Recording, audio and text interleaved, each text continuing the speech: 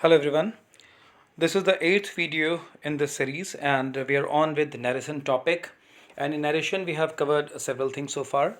And in the continuation of the same thing, this particular video is here today.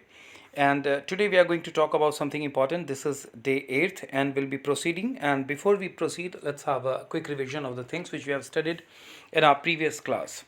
Last video जो हमारा था that was day 7. Narration में हम लोग कुछ इंपॉर्टेंट चीज़ों को कवर कर रहे थे, जिसमें हम लोगों ने रूल 1 को कवर किया था. And that rule 1 was not exactly rule 1, क्योंकि उससे पहले हम कई एक रूल कवर कर चुके थे. That was a rule 1 of which was based on one very thing, that if reported reporting verb is in past tense and reported speech is also in past indefinite tense. This is what we discussed in our last video. And the basic rule was, if the reporting verb is in past tense and the reported speech is in present indefinite tense, the tense of reported speech is also changed into past indefinite tense, and all the other basic rules of narration are also followed. ये हम लोगों ने पिछली class में cover किया था, और हम लोग पिछली क्लास से इस चीज़ को, मैं पिछले वीडियो की बात कर रहा हूँ. When I say use the term class, I mean to say that the last video lecture. So last video lecture में हम लोगों ने कवर किया था कि अगर रिपोर्टिंग स्पीच पास्ट इंडेफिनिट में हो और reported speech present indefinite tense में हो तो टेंस में बदलाव होता है. ये हम लोगों ने कवर किया था, जिसका कि एक एग्जांपल दूं, और वही एग्जांपल दूं तो आपको समझने में थोड़ा आराम रहेगा. For example, I give an example that says, Salim said to Manoj, you come here at 9 o'clock today. Salim ने मनोज को कहा कि you come here at 9 o'clock today, तुम यहाँ 9 बजे आज आते हो. और इसका हमने टेंस को कन्वर्ट कर दिया एज पर द रूल. अगर प्रेजेंट इंडेफिनिट टेंस हो रिपोर्टेड स्पीच में, that gets converted into past indefinite tense. तो और सारे रूल्स तो फॉलो हो नहीं है. तो हमारा जो सेंटेंस बना था that was, Salim told Manoj that he came there at 9 o'clock that day. हमें मालूम है इसमें हम लोगों ने क्या क्या रिलेवेंट चेंजेस किया है. सेड टू को हम लोगों ने टोल्ड में कन्वर्ट किया. मैं बार बार इस चीज़ को आपको रिमाइंड करा रहा हूँ ताकि चीज़ें आपके दिमाग में रहे. कॉमा, इन्वर्टेड कॉमा को हटा के हम लोगों ने उसको दैट से रिप्लेस कर दिया. यू जो कैपिटल वर्ड से, जहाँ से कैपिटल अल्फ़ाबेट से जहाँ से सेंटेंस शुरू होता था, वहाँ से हमने रनिंग लेटर को शुरू कर दिया. सब्जेक्ट में रिलेवेंट बदलाव किया, सब्जेक्ट और ऑब्जेक्ट के हिसाब से हमने प्रोनाउन में बदलाव किया. यू को चेंज करके हमने ही किया. कम यानी प्रेजेंट इंडेफिनिट टेंस था, यू कम, जिसको कि हमने पास्ट इंडेफिनिट टेंस में किया तो ही केम बन गया. हेयर देयर में कन्वर्ट हो गया. समय में कोई बदलाव होगा नहीं होगा. समय से हमारा मतलब है 9 o'clock टाइमिंग थी, 9 o'clock ही रहेगी. आज कल में बदल जाएगा, यहाँ वहाँ में बदल जाएगा. मीन्स टुडे दैट डे में बदल गया, हेयर देयर में बदल जाता है. तो हमने टुडे को यहाँ पर दैट डे में देखा. ये हम पिछली क्लास में कवर कर चुके हैं, और कई एक एग्जाम्पल्स भी हम लोगों ने लिए थे. और साथ साथ जो लास्ट क्लास हमने छोड़ा था, वहाँ मैंने आपको कुछ क्वेश्चंस दिया था, और मैंने बोला था उनको कन्वर्जन करके बनाने को. तो एक बार गो थ्रू द वीडियो, और अगर उसमें कोई डाउट हुई हो तो मुझे रिस्पॉन्ड करिएगा. अभी तक तो कोई ऐसा रिस्पॉन्स आया नहीं जिसको कि मैं आंसर करूं इस पर्टिकुलर वीडियो में. उसके बाद हम लोगों ने एक इंपॉर्टेंट चीज़ को कवर किया था, और वो एक्सेप्शन था. दैट वेरी एक्सेप्शन वॉज कि अगर रिपोर्टेड स्पीच यूनिवर्सल फैक्ट हो, जो कि हम लोगों ने देखा था, यूनिवर्सल फैक्ट हो, जैसे यूनिवर्सल ट्रूथ बोलें, प्रोवर्ब हो, मैथमेटिकल फैक्ट हो, हिस्टोरिकल फैक्ट हो, या साइंटिफिक फैक्ट हो, यानी कुल मिला के ऐसी चीज़, शॉर्ट में अगर समझाओ इन सारे फैक्ट्स को, तो ऐसी चीज़ जिसमें बदलाव संभव नहीं है, जिसमें बदलाव होगा ही नहीं समय के हिसाब से, तो ऐसी चीज़ों के साथ हम लोग टेंस को बदलते नहीं थे. मैंने एग्जाम्पल दिया था, Ajay said to Mona, the sun rises in the east.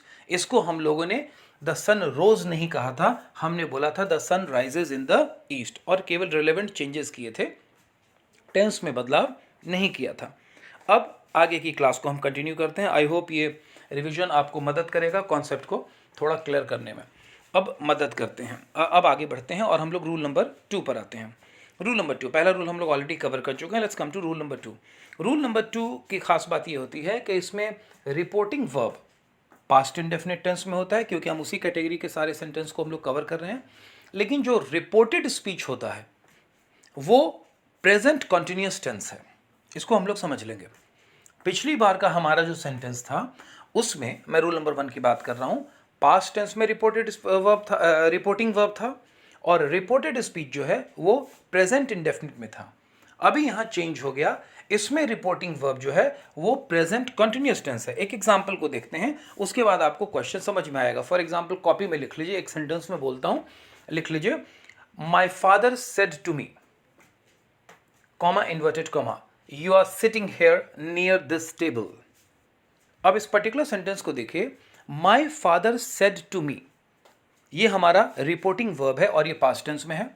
अब रिपोर्टेड स्पीच को लेते हैं। उन्होंने मुझसे कहा you are sitting here near this table, you are sitting here near this chair. वो ये भी कह सकते थे my father said to me I am reading this newspaper पेपर। वैसी कंडीशन में भी इस एग्जाम्पल में आप नोटिस करते कि रिपोर्टेड स्पीच जो है दोनों ही टेंस में, दोनों ही सेंटेंसेस में प्रेजेंट कंटिन्यूअस टेंस रहा है। अब अगर मैं सेंटेंस उसको कहता कि आई सपोज, अगर सेंटेंस होता I said to my father I am polishing my shoes, तो वैसी कंडीशन में भी I am polishing my shoes ये प्रेजेंट कंटिन्यूअस टेंस ही होता। So as per the rules of narration, जो कि हम लोग अभी सीखने जा रहे हैं, कि अगर reported speech past continuous tense हो, वैसे कंडीशन में हम इस पर्टिकुलर सेंटेंस को जब भी डायरेक्ट से इनडायरेक्ट स्पीच में कन्वर्ट करते हैं तो हमारा जो टेंस है वो बदलकर पास्ट कंटिन्यूअस टेंस हो जाता है। मैं एक एग्जांपल से समझाता हूं। Let's look at this particular example on your screen. Vinay said to Reshma you are disturbing me. Vinay ने रेशमा को कहा, जानबूझ करके मैंने दो जेंडर किया है, आपको समझने में आराम रहेगा, एक लड़का है और एक लड़की है। यू आर डिस्टर्बिंग मी यानी कहने वाला विनय है और विनय रेशमा यानी लड़की को कह रहा है कि तुम मुझे डिस्टर्ब करती हो, यानी विनय के हिसाब से डिस्टर्ब लड़की करती है और विनय को डिस्टर्ब किया जा रहा है। अब इसे हम नरेशन में कन्वर्ट करते हैं इनडायरेक्ट स्पीच में। Vinay told Reshma that she was disturbing him, indirect बनाते वक्त, क्योंकि अब ये बात कोई अगला आदमी, मैं हूं जो आपको बता रहा हूं, तो अब मैं इसको इस तरीके से एक्सप्लेन करूंगा जो हम पिछली क्लासेस में सीखे हैं। Let's take one more example. Vinay said to Reshma I am helping you. अब इस केस में विनय ने ही रेशमा को कहा है आई एम हेल्पिंग यू। आई किसके लिए इस्तेमाल किया गया है? विनय के लिए इस्तेमाल किया गया है। और यू किसके लिए इस्तेमाल किया गया है? रेशमा यानी लड़की के लिए इस्तेमाल किया गया है। I am helping present continuous tense है, ये बदलकर पास्ट कंटिन्यूअस टेंस हो जाएगा। तो सेंटेंस हमारा क्या बनेगा? Vinay told Reshma that he was helping her. एक और एग्जाम्पल को हम लोग लेते हैं। Vinay said to Reshma you are helping me. Example को समझिएगा, दोनों एग्जाम्पल को अगर देखेंगे तो हम रियलाइज करेंगे कि कैसे सब्जेक्ट और ऑब्जेक्ट नेचर के हिसाब से चेंज करता है, कि हमारा सब्जेक्ट क्या है और ऑब्जेक्ट क्या है, उसके हिसाब से प्रोनाउन में किस तरीके से चेंज होता है। अभी विनय ने रेशमा को कहा यू आर हेल्पिंग मी, यानी विनय रेशमा को कह रहा है कि तुम मेरी मदद कर रही हो। इस केस में मदद करने वाली रेशमा है और जिसकी मदद की जा रही है वो विनय है, लेकिन बोलने वाला वही व्यक्ति है और सुनने वाली वही लड़की है। कि Vinay said to Reshma convert होकर क्या बनेगा? Vinay told Reshma that she was helping him. अब अगले सेंटेंस पर हम लोग आते हैं। Let's take another example. The boy said to the watchman I am waiting for my sister here. Present continuous tense है, I am waiting for my sister here. Boy है, लड़का है, जिसने वॉचमैन को कहा कि मैं अपनी सिस्टर का यहाँ इंतजार कर रहा हूँ। कन्वर्ट करते हैं, इनडायरेक्ट स्पीच में कन्वर्ट करते हैं and the statement becomes the boy told the watchman that he was waiting for his sister there. Here there में कन्वर्ट हो गया। Let's take another example. The father said to his son, दोनों का gender same है। The father said to his son you are working hard these days. Present continuous tense है कि इन दिनों तुम अच्छी मेहनत कर रहे हो, और फादर ने उसको कहा, बिल्कुल सही बात है। Now the father told his son that he was working hard those days. These days बदल गया दोज डेज में, क्योंकि हो सकता है जिस वक्त फादर ने कहा हो उसके बाद बच्चा लगातार मेहनत कर रहा हो या न भी कर रहा हो। लेकिन इस पर्टिकुलर चीज़ को जब हम देखते हैं तो हम रियलाइज़ करते हैं कि लड़का वाकई में अच्छा काम कर रहा है, ही इज़ वर्किंग हार्ड। और फादर ने कहा है, अपने बेटे को कहा है, अच्छी बात का जिक्र हुआ है।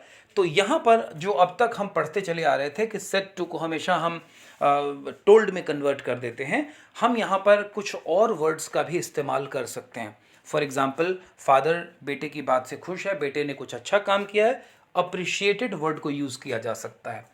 अब अगले लेक्चर में हम टेंस के अलग हिस्सों को कवर करेंगे, हमारी अगली वीडियो लेक्चर में इन चीज़ों को कवर करेंगे, और उसके बाद हम इन हिस्सों को भी कवर करेंगे कि क्या हर जगह हमें टोल्ड ही लगाने की ज़रूरत है या कुछ और भी वर्ड हैं जो इसे रिप्लेस कर सकते हैं। अब इसे हम कवर करेंगे अगली क्लास में।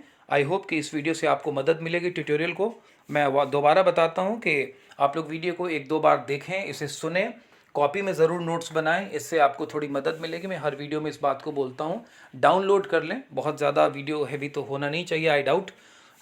और इसे शेयर करें, बाकी लोगों को भी मदद मिलेगी। ऑफलाइन मोड में रखेंगे, कभी भी देख सकते हैं।